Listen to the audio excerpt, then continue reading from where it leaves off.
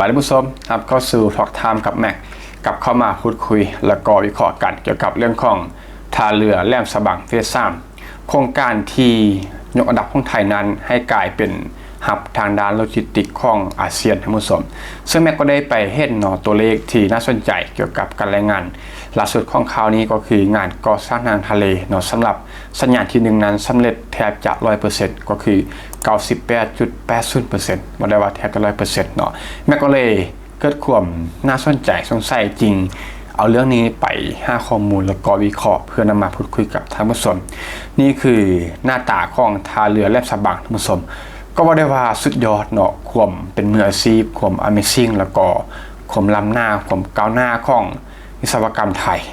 พื้นที่ทางทะเลเซกให้กลายเป็นท่าเรือได้โดยการท่วมน้ำท่วมทะเลท่านผู้ชมการท่วมทะเลนี้ไม่ได้เป็นเรื่องง่ายๆกับพื้นที่ขนาดที่ว่ากว้างใหญ่ซึ่ง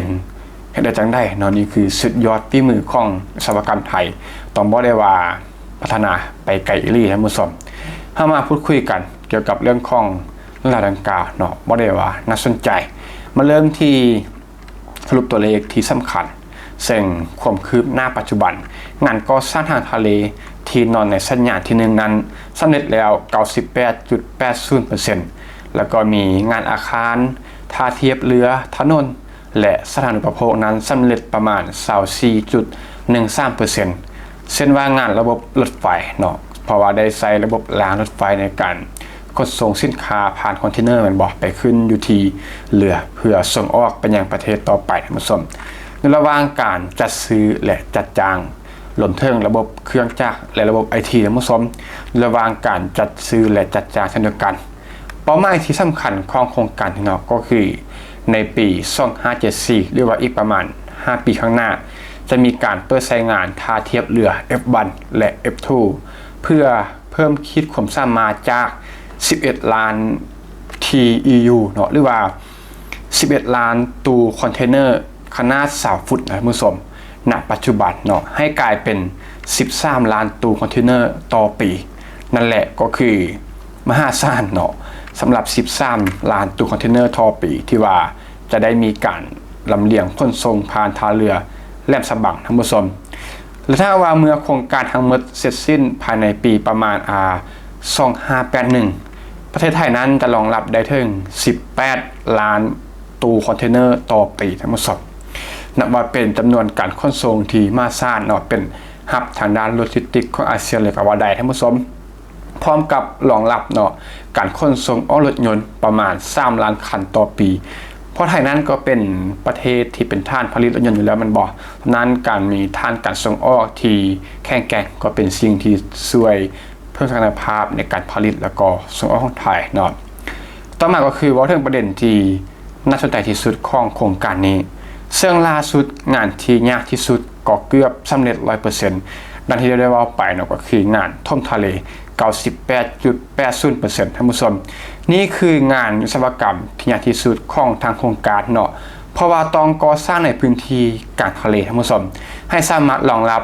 เขตขนาดยากตู้สินค้านับ10 ล้านตู้เหลือสินค้าหลายแสนตัน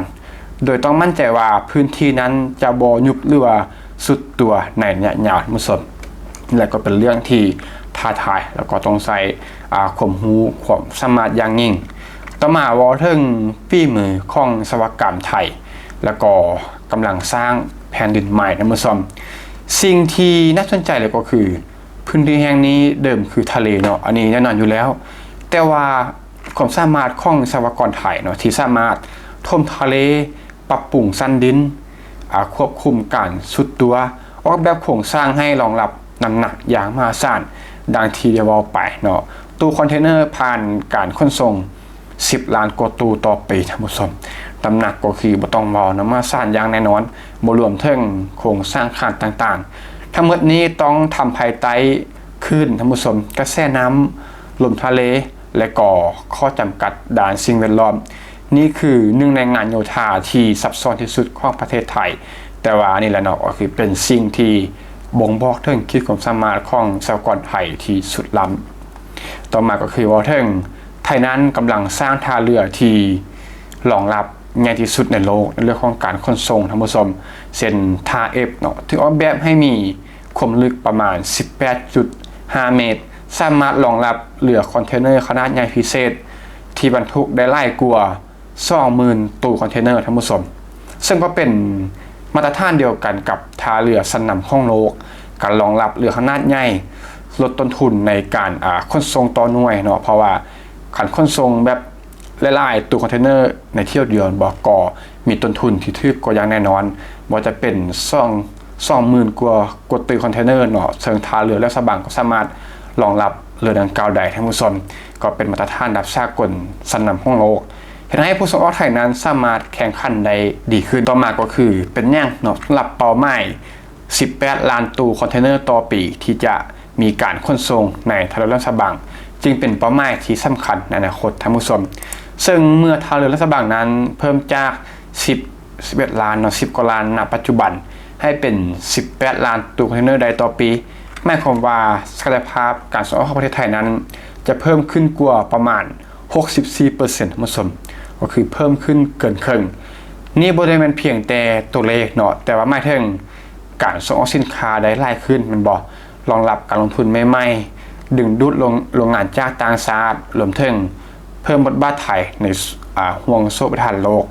เมื่อคิดความสามารถในการขนส่งเนาะรับกันขนส่งทางทะเลก็คือการขนส่งทางทะเลนั้นก็เป็นอันดับหนึ่งมันบ่ในการขนส่งในทั่วโลกเหนือกว่าการขนส่งทางบกทางอากาศท่านผู้ชมเมื่อไทยสามารถเพิ่มขีดความสามารถ